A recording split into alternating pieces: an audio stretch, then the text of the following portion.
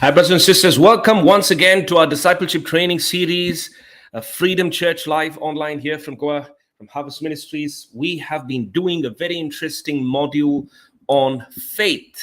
Very especially, we've been talking about the real meaning of what faith is. And we've seen so many things for the past few parts. We saw that faith is not just trusting God. Faith is not about trusting God. Faith is you having this deep, complete, consistent conviction that God has kept his new covenant and conformed you to the image of his son without doubting a single bit. We saw how this faith is not just you saying, okay, I trust God, but this faith is what really gets you into the identity. Paul describes it by saying, put on the new man, put off the new old man. This faith is the precious faith that Peter speaks about. This is the faith. Faith is not just trusting God. Faith is being completely convinced that God has already kept his covenant, his new covenant of conforming you to sonship, that God has made you a son. That's what faith is all about. It is about the covenant. And so through this idea and this meaning of faith, we brought the covenant back at the center. We brought the cross back at the center. We brought the sacrifice of Jesus back at the center of our faith. So our faith is not a problem-based faith that I have faith for this issue and that issue and this problem and that problem. Our faith is a covenant-based faith. It is about whether God has kept his covenant or not. And so we believe strongly that God has kept that covenant, means we have full conviction that God has already kept that covenant and we have been conformed to the image of his son. Now, this identity of sonship is what we depend ourselves on. So all our problems are solved and sorted out because of this identity of sonship, that we are sons just like Jesus. So as God has had for you, that is to make you a son, the will God has had for you, that you mature and grow completely into Christ, mature into Christ. And so we are looking at this. We are looking at this sonship, at this covenant. We're not looking at the problems to be sorted out. The covenant that God has kept has made sure that you are completely sorted out. All problems are sorted out, right? And so you're not focusing on the problem, but the will of God. What's the will of God? That you mature into Christ and that you advance the kingdom of God, right? So it's not a problem-based faith. It is a covenant-based faith. It's about the covenant. The covenant has been sorted out. The covenant has been kept. You have been made a son because of that covenant. Okay. We're going to look at a few things that Jesus talks about faith, and very especially, Jesus uses this very special word here called oligopistos, or little faith, as translated in some of the Bibles here. Okay, so we're going to look at these verses today. We're going to look at these references today at what Jesus really means by oligopistos, what he really means by little faith. Okay, what does he mean by little faith? So let's go to Matthew 6. It's one of the first places that we really find it. Okay, there's this misconception that you can have less faith and more faith, and they think Jesus is talking about having less faith or more faith. But listen, if faith is to do with covenant, and faith is a covenant-based thing, you're either convinced that God has kept the covenant and you are conformed to the image of his son, which means you will start acting like his son. You will start acting like he would expect his son Jesus to act. Okay, and so you will see the results of Jesus, right? Or you are not convinced that he's kept the covenant. It's not about having faith. Oh, I have more faith in this situation. I don't have enough faith in this situation. I have less faith in this situation. I have more faith in this situation. It's not about having more or less faith. This idea that you can have more or less faith is not biblical. Yet Jesus does use the word little faith. What is this word? Okay, let's go straight to Matthew 6, verse 19. Matthew 6, verse 19. This is what it says. Do not lay up for yourselves treasures on earth where moth and rust destroy and where thieves break in and steal. Okay, let me put that reference out for you guys. Matthew 6, we go from 19 and we go right up to 34. Okay, let's try and see what Jesus is really talking about in here. Okay. Yep. So do not lay up for yourselves treasures on earth where moth and rust decay, moth and rust destroy, and where thieves break in and steal. But lay up for yourselves treasures in heaven, where neither moth nor rust destroys, where thieves do not break in and steal. And where your treasure is, there your heart will also be. What is Jesus talking about? Jesus is talking about where your desires are, where your heart is, and so where your focus is. Your focus matters. Your heart matters. Your heart, your focus needs to be on the fact that you have been conformed to the image of Christ, and so you are a son just like Jesus. Jesus, for these verses, is basically describing what the life of a son is like. Okay, practical faith conviction about what the life of a son is like. Look at this.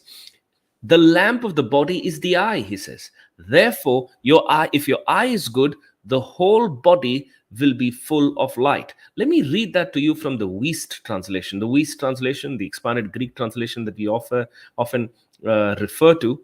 Okay, it says, "No one is able to habitually be serving." Sorry, we are in this. Yeah, no one is able to habitually be serving. I think we went a verse further. It's verse 24. Verse 22. The lamp of the body is the eye.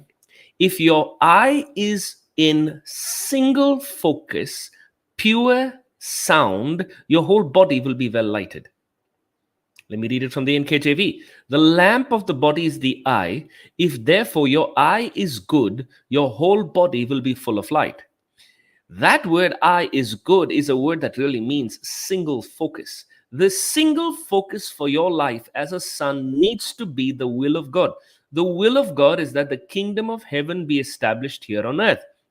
And the will of God is mentioned in the Lord's Prayer. Our Father who art in heaven, hallowed be thy name. Then the kingdom come, thy will be done on earth as it is in heaven. Right? So the will of God is that the kingdom be established here on earth, that God's will be done here on earth, that the kingdom advance. We've read before from Ephesians 1:10, 7 to 10, where he speaks about how the whole earth, the whole creation be restored to its original state, right? And so restoration, times of refreshing, these are things that are continuously being spoken about right through the New Testament, right? So the focus needs to be on that. The focus needs to be based on Romans 8:29, that you be conformed to the image of his son. That's his pre-plan. That's his predestined plan for you, right? So you have to focus on being conforming to the image of his son. You have to focus on being maturing, on maturing into Christ.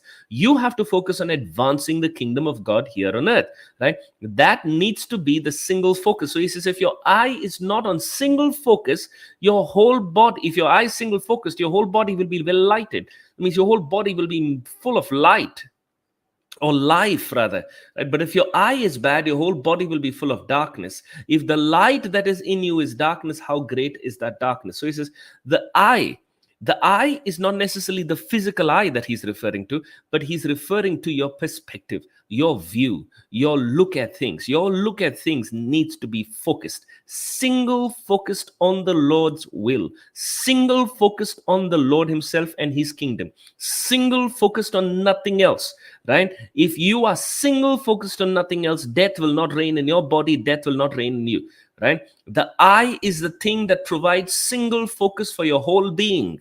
If your view, okay, is not single focused, then your whole being is in death, separated from God. Because if it's not going to be single focused on the will of God, it is going to be single focused on the will of Adam and the will of the enemy and the will of the world and the things of the world, right? So be single focused. Jesus is giving practical tips for sonship here. Okay, let's look further. No one can serve two masters, he says in verse 24. For either you will hate the one and love the other, or else he will be loyal to one and despise the other. You cannot serve God and mammon. You cannot serve God and mammon. He's very, very, very, very, very clear about it. You can't serve God and money. You can't render obedience, okay, obedience to God, and then also obedience to this passion for accumulating wealth. You can't do both at the same time. Okay, you will either hate one and love the other, or love one and hate the other, right? Again, tips. Look at what he speaks about. He's speaking about tips, right, of walking as a son. Notice that he's describing what the life of a son should be like, and he's trying to exhort the disciples to basically trust the covenant. That new covenant is everything. That new covenant is everything. That new covenant that God is making you a son. That was a promise that we saw right from the beginning of this module. We saw how that was the promise made to Abraham. Sonship was the promise made to Abraham. Right? Okay. Verse 20, verse 25. Therefore I say to you, he says, because you should not be having the single focus on this passion for accumulating wealth. He says in verse 25, therefore I say to you, do not worry about your life. Worry is not single focus. Worry means double focus, triple focus, unfocused. Okay? If you have worry, somewhere down the line, you have lost your focus. Get back in focus. Worry means a lack of focus on the goal, on the will, on the aim. Therefore, I say to you, says, do not worry about your life, what you will eat, what you will drink, nor about your body, what you will put on. Is not life more than food? Is not the body more than clothing? Look at the birds of the air, for they neither sow nor do they reap, nor gather into barns. Yet your heavenly Father feeds them. Are you not of more value than they? Which of you by worrying can add 1 cubit to his stature? So why do you worry about clothing? Consider the lilies of the field.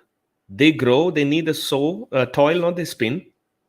And yet I say to you that even Solomon in all his glory was not arrayed like one of these.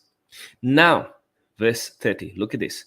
Now, if God so clothes the grass of the field, which today is and tomorrow is thrown into the oven, or into the fire, or into the furnace, will he not much more clothe you? Look at the words he uses next. O you of little faith.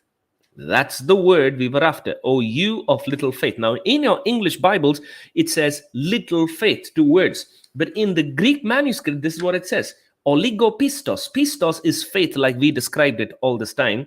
Please go through the previous parts of this module if you want to know what we defined as faith.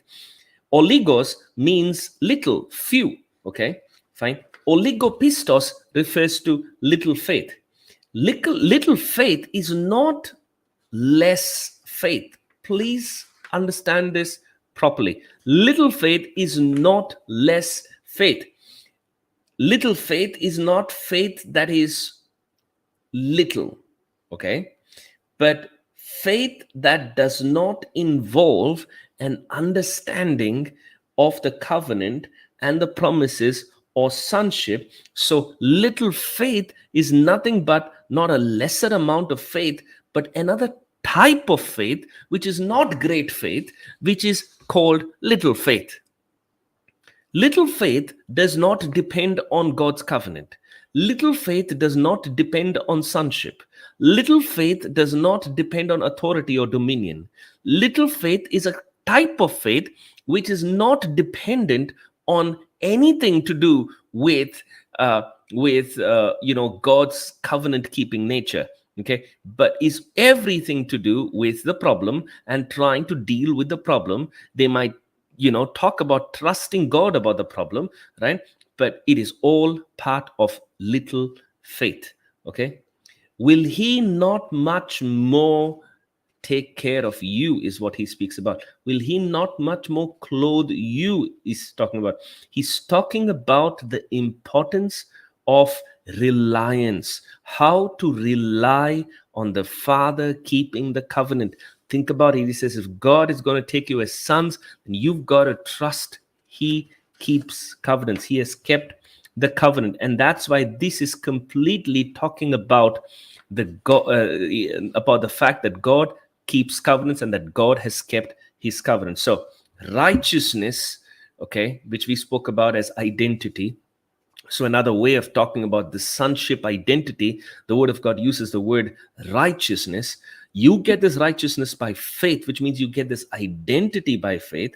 And that's why a little further in verse 33, it says, seek first the kingdom of God and his righteousness. What is the righteousness? That identity that you receive from God, that identity of a son just like Jesus that you receive from God.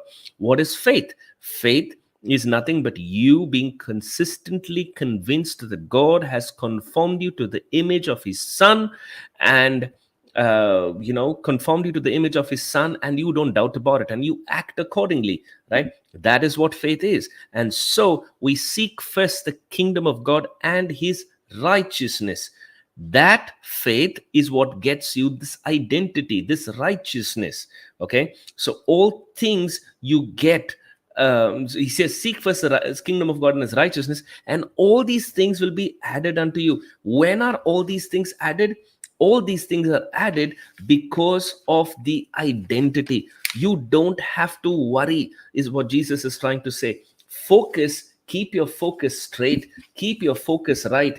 Remember, it is about the covenant and it is about the identity. When you have faith, you have trust in God, but it is not covenant based. It is not based on the new covenant that God has with you, that he has kept the covenant, that he has conformed you to the image of his son. It's therefore not righteousness based, because that identity that you get through that covenant is the righteousness of God. That identity of sonship is the righteousness of God. And so if that faith is not covenant based, it is not identity based, it is not righteousness based, and so it is called little faith, another type of faith. It is not less faith. It is in contrast with great faith, little faith, small faith. It's not less faith. It is another type of faith. It's a faith that is little in value. It does not help in anything. It does not aid in anything. And so you will see Jesus using this word little faith very often. Oligopistos, little faith. Why are you worrying so much? The root of your worry is because you have not adopted that identity of a son. You have not accepted that God has kept his covenant of a son. Okay, God has kept his covenant of making you and conforming you to his son and making you like a son, just like Jesus. So because you are not convinced about it, you worry about each situation. And so you take each situation, you take each problem, and you try to have faith or trust for God solving that problem. That faith that you're trying to have for God to solve that particular problem is actually not faith. It's actually doubt. It's actually unbelief. It's actually what Jesus calls little faith. Why? Because if you had true faith, you would know God has already kept the covenant and made you like a son. God is a covenant keeping God. He's not a non-covenant keeping God. He's a covenant keeping God. So now you look at the problem from the perspective of the righteousness that you've received. He is a covenant keeping God. You have a covenant keeping God. You are belonging to a covenant keeping God, not a non-covenant keeping God. He is a covenant keeping God. Do not worry is the message that Jesus is trying to give you here. But you will worry if you keep trusting God for solution for every problem, because then you're basically saying that God still has to solve this problem, that God still has to solve that problem, that God still has to solve this issue, that God still has to solve that issue. The reason you keep worrying like that is because you do not believe that he's already solved it by making you a son. Okay. Also notice another thing. This is one of the first places in the New Testament that Jesus refers to God as Father. It's in this chapter, right? He refers to God as Father, right? So he introduces God as Father here, which means he is trying to emphasize the relationship.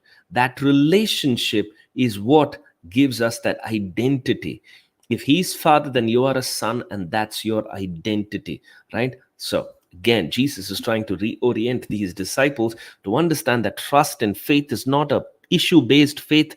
God is going to solve this, God is going to solve that, but it is a covenant based faith. You have full conviction God has kept the covenant and has kept all the promises. It's a covenant based faith. Every other kind of faith is called oligopistos, little faith. Let's go to Matthew 8. Matthew chapter 8.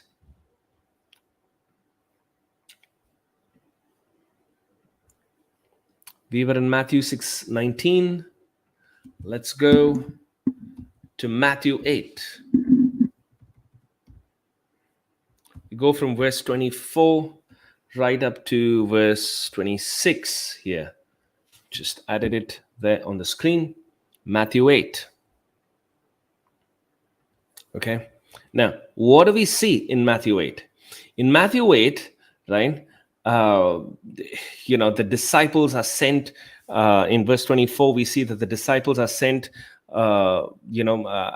take Jesus, and, they follow him.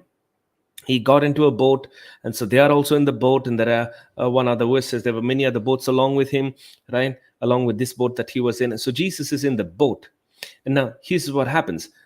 Verse 24, suddenly a great tempest arose on the sea, so that the boat was covered with waves, but he was asleep. Another passage tells us in one of the other gospels that Jesus was asleep in the storm. He was asleep in the stern of the boat. That's the back of the boat, right? Asleep on a pillow. Can you imagine all that wind, all that waves, all that water falling on him, falling on his face, falling on his clothes, falling on everything, and he was asleep, right? Jesus was in the boat asleep. Correct. Let's go ahead. Verse 25. Then his disciples came to him, awoke him, saying, Lord, save us, we are perishing. What did the disciples look at? They looked at the same stuff that modern day Christians look at. They looked at the problem and tried to reach out to the Lord to solve the problem. They looked at the storm. They didn't look at the covenant that was kept by the Father. They didn't look at the promises of the Father. They didn't look at the sonship. They looked at the problem. What did they forget? They forgot the promise of the Father, right? Then they were probably calling out to God. They were probably, praying to God and calling out to the Lord to save them, right? And to handle the problem. Right. And they were trying to sort out by handling the problem probably themselves in a natural way. But they were against the storm. It was not going to work for them if they tried to handle it naturally. And so they cry out to Jesus and they say, Lord, save us, we are perishing. Now, this may sound very religious and spiritual, but it is not sonship. It is religious.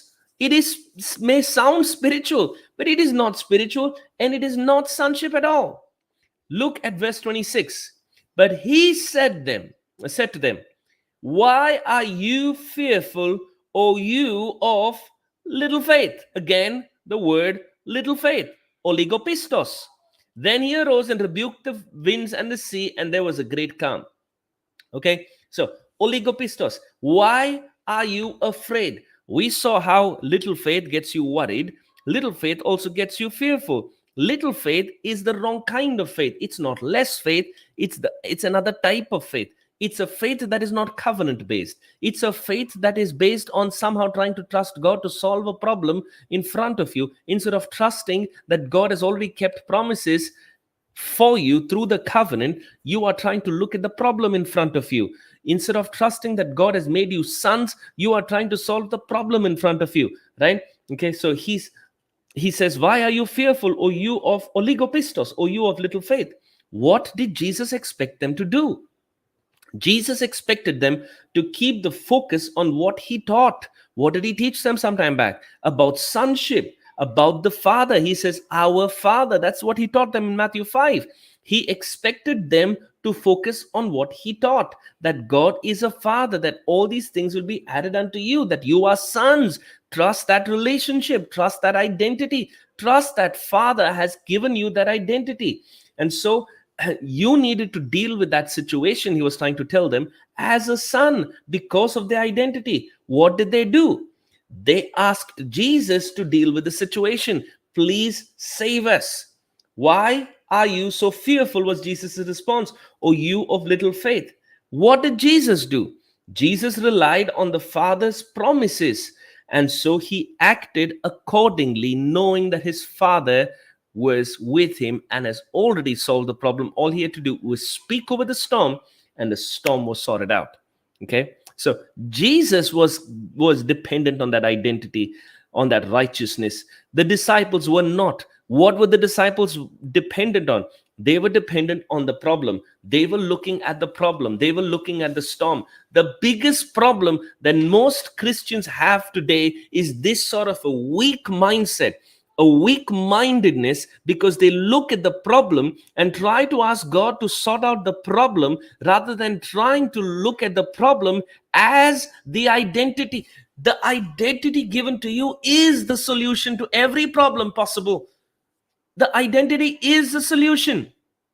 The reason the world is in such shambles today is because the church stopped preaching about the identity of sonship. That's why you have such a mess as far as identity is concerned in the world among the people. You've got to wake up, brothers and sisters. God has solved every one of your problems by making you sons. He's not just made you sons because he just wanted the kingdom established. The kingdom is established. Yes, he wants the kingdom advanced, but he also wants that kingdom established in you. He says the kingdom is within you. And so he's made you sons that you may be in the kingdom, and that through you others may come to the kingdom. That sonship, that identity is the bedrock of your faith. So you've got to be convinced that you are already made a son. Through Jesus Christ, you are made a son. And now you stand in his name, which means you stand in the identity of Jesus and you speak over the situation. You don't turn to God and say, God, solve this problem, because that is called oligopistos. That is you not trusting that God has already sorted it out by giving you the solution. The solution is this relationship. The solution is this identity. The solution is this righteousness. If you believe that, then you start looking at each problem and start speaking over the problem as a son.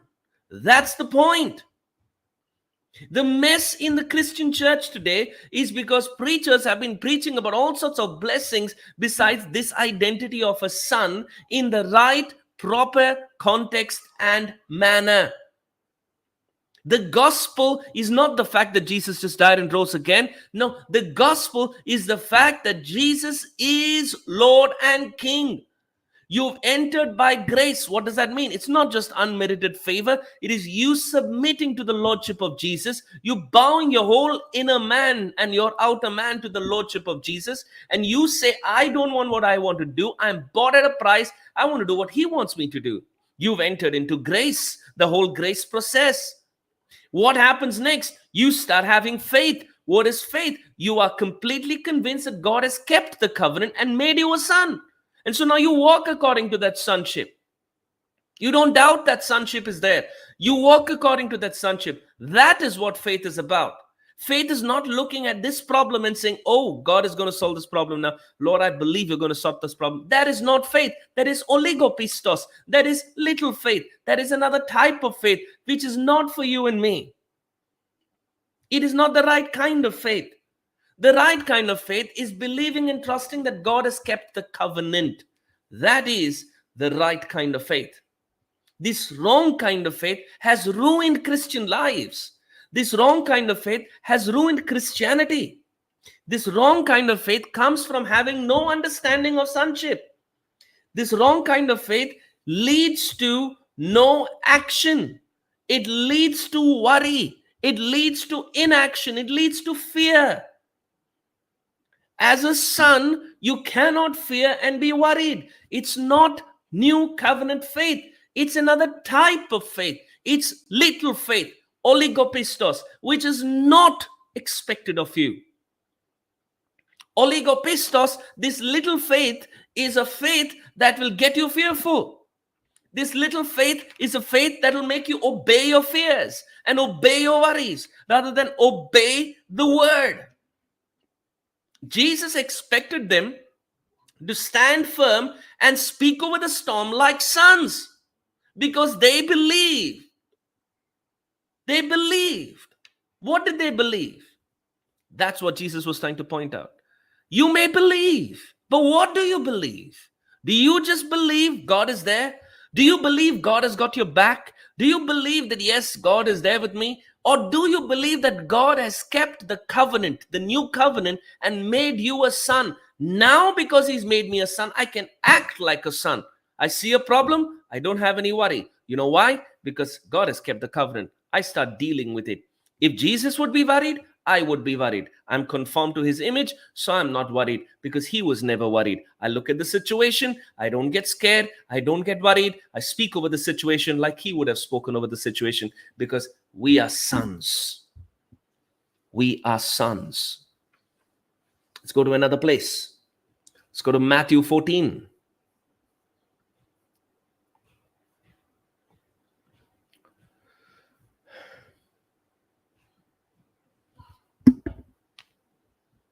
In Matthew 14,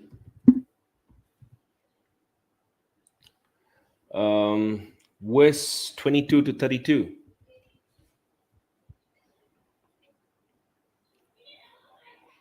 Matthew 14, verse 22 to 32. In Matthew 14, Jesus is there. He sends the disciples away into this into the boat to cross the sea to get to the other side, right? And he went himself up on a mountain to pray, right? But the boat was in the middle of the sea. It was tossed by the waves. The wind was contrary. So Jesus, sees that in the spirit. And in the fourth watch of the night, Jesus went to them. Now, Jesus does something very crazy here. He starts disobeying, defying the laws of physics. And he starts walking on water.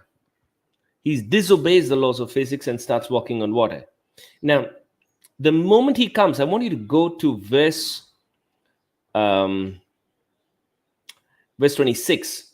And when the disciples saw him walking on the sea, they were troubled. They were saying, it's a ghost. And they cried out of fear. What is that fear? Where's the fear coming from? Didn't they have faith? They had, but the wrong kind of faith. They had little faith. They didn't have faith. They had the other type of faith called little faith. Right? So immediately the moment there's little faith, immediately the first thing when you see something is fear. Right? Fear rules you there. Right? Verse 27. But immediately Jesus spoke to them saying, be of good cheer. It is I, do not be afraid. And Peter gets a little bold, and Peter answered him saying, in the storm, in the wind, in the waves, mind you, this is both of them talking in the middle of all this noise. Peter answered him saying, Lord, if it is you, command me to come to you on the water. If it is you, command me to come to you on the water. Okay. What does Peter say? What does Jesus say? Jesus says in verse 29, come. And when Peter had come out of the boat, what does Peter do? Peter first gets out of the boat. To walk on water, you got to get out of your comfort zone. Peter gets out of the boat. Then he walks on water, just like Jesus. But then he gets afraid, and then he begins drowning. He gets afraid of what? He sees the wind. He looks that the wind is getting stronger. And he was afraid because of the wind. And then he starts drowning. And what brings this fear? It's the same thing, the oligopistos. The oligopistos. Oligopistos is little faith. It's the wrong type of faith. He starts dealing with the problem by having faith for the problem. He's drowning, so he starts dealing with the problem now, having faith for the problem. When he asked Jesus to tell him to come, he was not looking at the problem. He was looking at the Son. And the moment Jesus said, come, he just obeyed. He knew he was a son, that he had been made a son. So he suddenly took on that identity, started obeying like a son and walking on water. Physics was disobeyed. Everything else was thrown aside. What was only there was him walking on water. focused, clear. The moment he gets distracted, that faith changes to little faith. The right faith changes to little faith. The great faith changes to little faith. He looks at the wind. He starts getting scared. He starts sinking. The moment he starts sinking, he is afraid. The moment he is afraid, he starts dealing with the problem, and so he starts dealing with the problem by having faith for the problem, by having faith for this particular problem of him sinking. It was not covenant-based faith. It was not the promise-based faith. It was a problem-based faith. Now, verse 31. Immediately, Jesus stretched out his hand and caught him. Even in that sort of a thing, Jesus helped him. Caught him and said to him, "O you of" what? Look at the words used there. "O you of oligopistos, O you of little faith, why did you doubt?" That word doubt is a Greek word called distazo. Distazo means shifting between two positions, a double stance, wavering. What are the two stands that Peter was wavering between? What were the two positions that Peter was wavering between? So he says, why did you doubt? Why did you waver between two stands? Why did you suddenly shift between two positions? What was the first position? Sonship, covenant-based, promise-based. He said, come, I will be able to come. So I came walking on water. What was the other position? The wind, the this, the that, problem-based, started sinking, problem-based faith, oligopistos, cried out, please help me, save me. He saved him. What did Jesus say? Why did you shift between two positions, O you of little faith, O you of oligopistos? What were the two positions? Sonship and the little faith. Sonship and the little faith. And we see this so often amongst Christians that move between sonship and little faith. Little faith is Adam style faith. Little faith is not covenant-based faith in any way. It is Adam style faith. Adam style faith. It is the wrong kind of faith. It is faith that is problem-based. It is faith that says, okay, fine, let's deal with this issue. Let's deal with that problem. Let's deal with this matter. Let's deal with that matter. It is a problem-based faith. Let's go to another place. Matthew 16.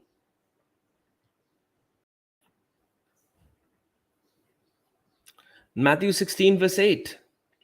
Okay.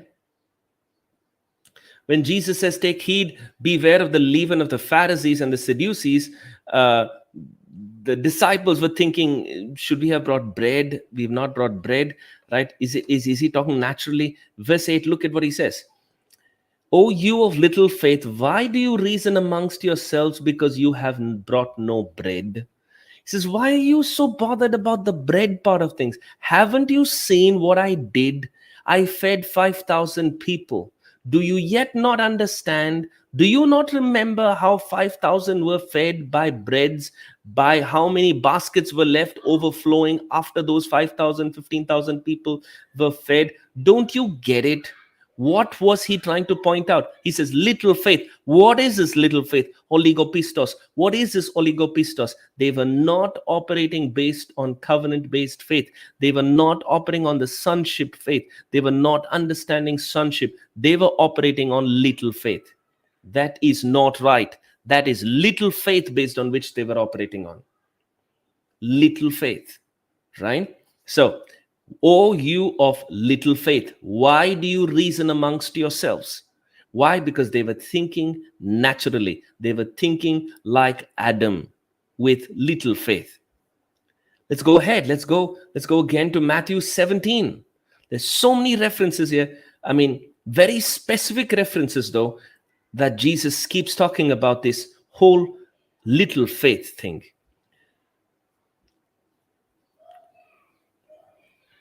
Matthew 17:19. Again, I say to you that if two of you agree on earth concerning anything,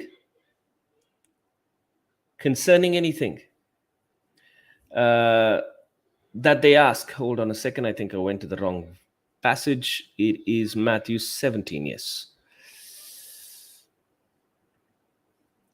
Let's go. Matthew 17:19. Okay. We looked at Matthew 6. We looked at Matthew 16:8 sometime back. Now we look at Matthew 17:19 to 20. Matthew 17:19 to 20. Look at this. And I will give you, he says, hold on.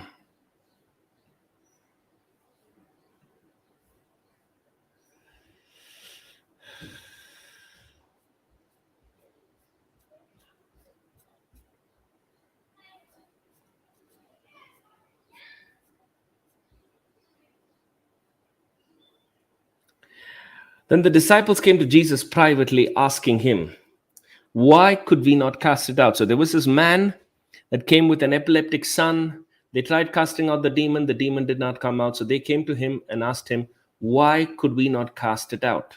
Jesus cast out the demon. Why could we not cast it out? Listen to what Jesus answered to them. Because of your unbelief. That word unbelief in Greek is not unbelief.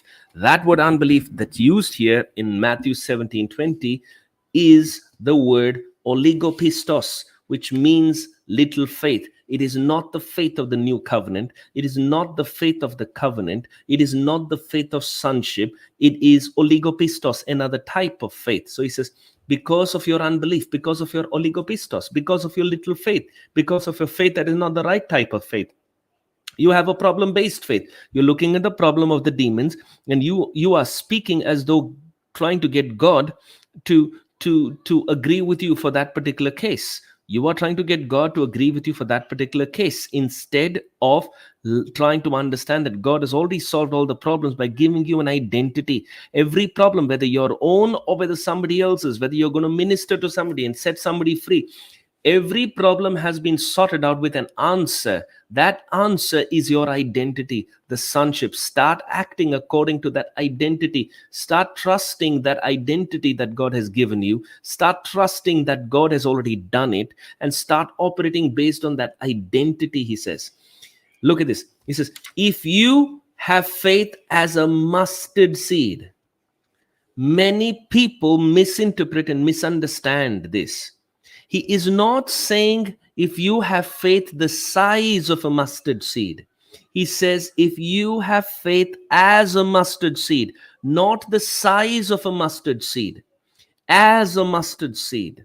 If you have faith as a mustard seed, the sonship faith is like a mustard seed. It's a mustard seed faith. Means what? It seems small. It seems very specific only with the covenant, but it is packed with power like a mustard seed.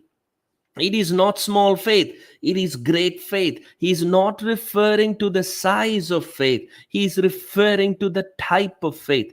He says the right type of faith is not oligopistos, which is problem-based. The right type of faith is like mustard seed.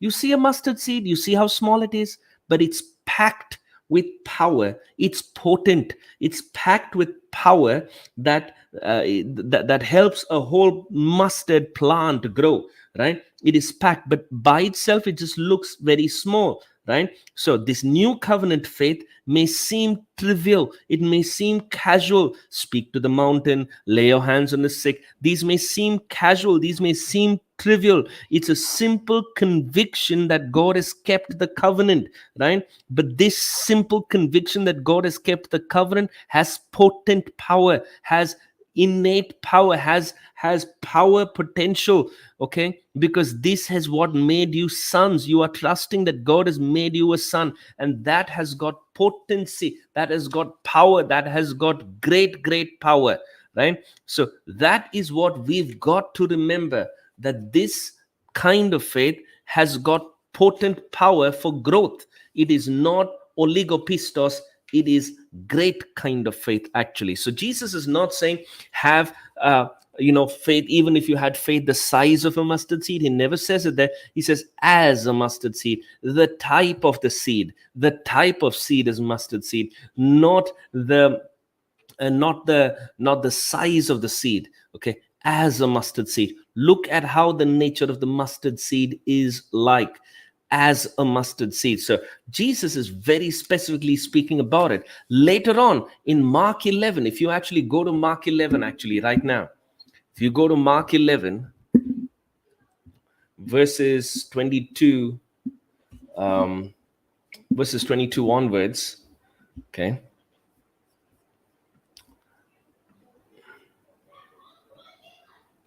If you go to Mark 11, verse 22 onwards, okay, this is what it says.